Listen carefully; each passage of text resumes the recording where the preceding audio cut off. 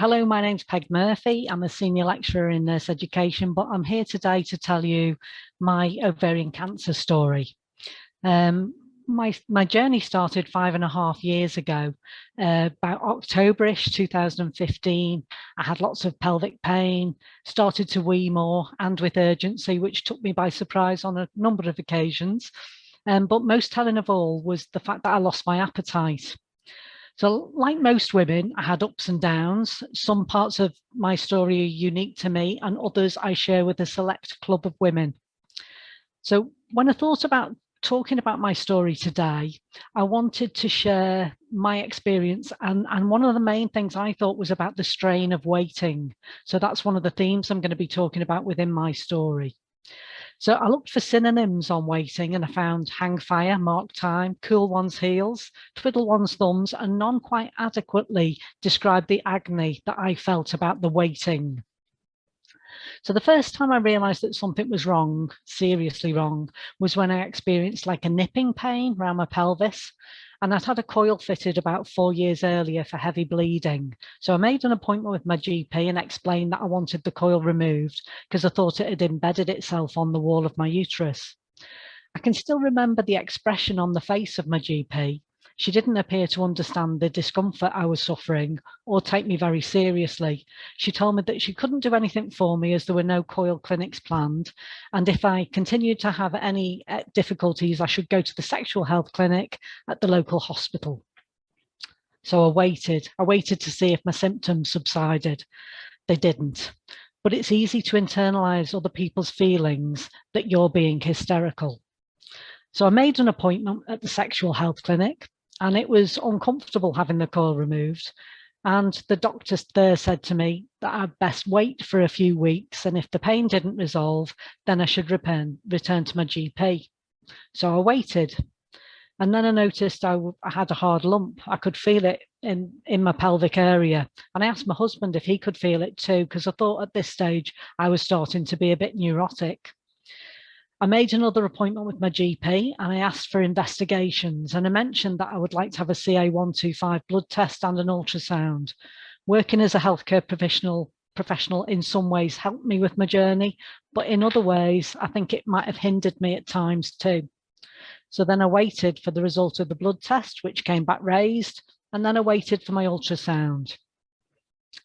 I can remember going for the ultrasound and watching the expression on the ultrasonographer's face. And he said that he'd found a large ovarian cyst with solid deposits in it. The radiographer said that he was going to send the results straight away to my GP. And as I walked along the corridor with my husband, who'd managed to come to me because it was an evening appointment, I all of a sudden recognized that I thought this was something pretty serious and was likely to be cancer. So we then discussed how we were going to let our families know. My father-in-law had only just been coming to terms with his diagnosis of motor neurone disease at the time. And I knew best practice in how to break bad news to other people. So I think my family often thought that I was coping a lot better than I actually was. And people would often tell me how well I was doing rather than ask me how I was. And sometimes I felt excluded from any conversations about my feelings. I then waited for an appointment with the gynae-oncologist at the Wrexham Myler Hospital, and then I waited for a CT scan, and then I waited for an operation date. And on the day of my operation, I travelled nearly 70 miles to the nearest hospital that could do the operation for me. They told me that I'd have to wait to see if there was a bed available for me as well. So I prayed that somebody was well enough to go home so I could have their bed. And that morning was the first time I'd ever met the wonderful surgeon, Mr. Leeson, who was going to operate on me. And I had to put a lot of trust in this man very, very quickly. And he made that easy, thankfully. But in truth, I didn't have much option. The interim period, that bit before realizing that you may have cancer and biding time for the treatment date, was the worst part for me.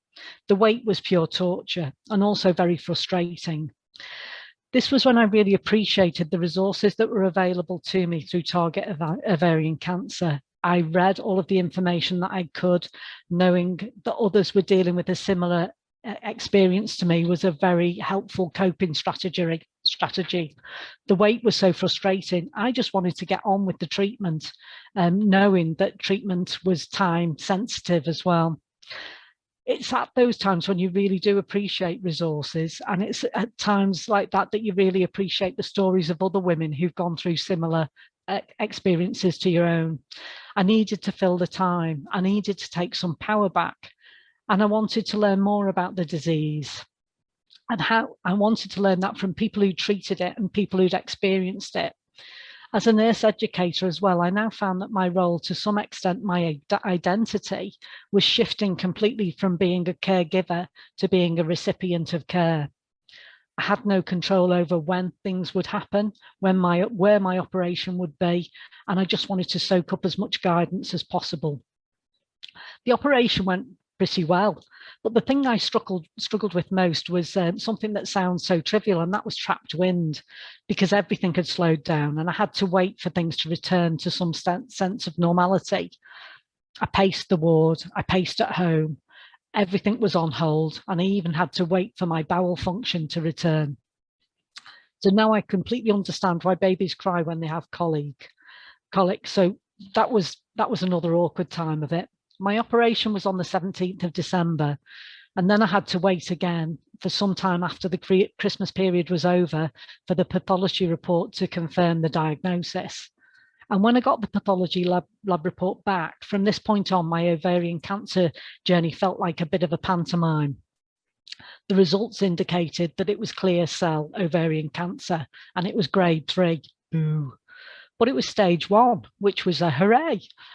So the other thing that I found as well was that ovarian clear cell cancer is quite a rare type of ovarian cancer, and only 4% of women with ovarian cancer have this type. Its low incidence rate means that there's been few trials on it as well. So when I was told that I had my cancer and that it was rare, I went to the oncologist because they wanted me to see one with it being grade 3. And he couldn't really advise me on what the best form of treatment was because there were so few trials on my specific type of ovarian cancer.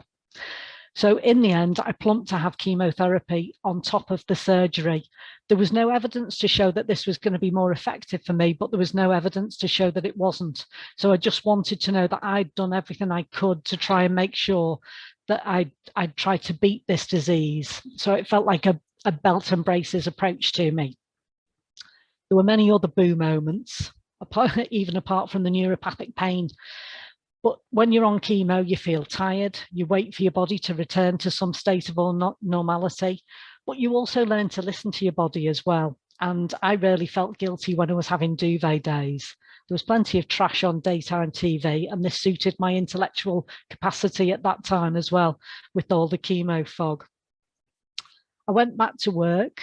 One of the other things that did take me by surprise as well was my lack of confidence. I really lost a lot of confidence at this time. And I don't know whether this was because of my altered body state or body image. But when I'd go and do tasks like supermarket shopping, I felt like I belonged to the kingdom of the sick and everybody else was in the kingdom of wellness, and that they were looking at me when I was there. I did go back to work on a phased return 6 months after my diagnosis. And one of the things that I would say about my experience with cancer is the fact that I've changed my perspective on life, as I think a lot of people do. I certainly don't have a healthier lifestyle. I don't run a jog every morning, and my diet isn't very, what should we say? It's not very nutritious. Most of the time it is. But one of the things that I have done is I've stopped to beat myself up a lot less. And that has been quite liberating. I think the other thing that I found that really surprised me was that some of the people who had been very close to me really couldn't deal with my cancer diagnosis, and they couldn't deal with it and they couldn't be relied upon. So that was very much a boo part of my story as well. But what I did find out was the people who really did care and the people who mattered to me. And that was one of the biggest hoorays of the entire illness. Now I'm 5.5 years on from my diagnosis. I've been discharged from the oncology service. Hey! I've lost some close friendships, which are a boo, but I've cemented 2 friendships in particular that have come to me and the world to me. And I've also made new friends throughout this journey as well. My focus on life has changed. My husband and I have bought a motorhome. We go off traveling, pandemics permitting, but we plan to travel an awful lot more in the future as well.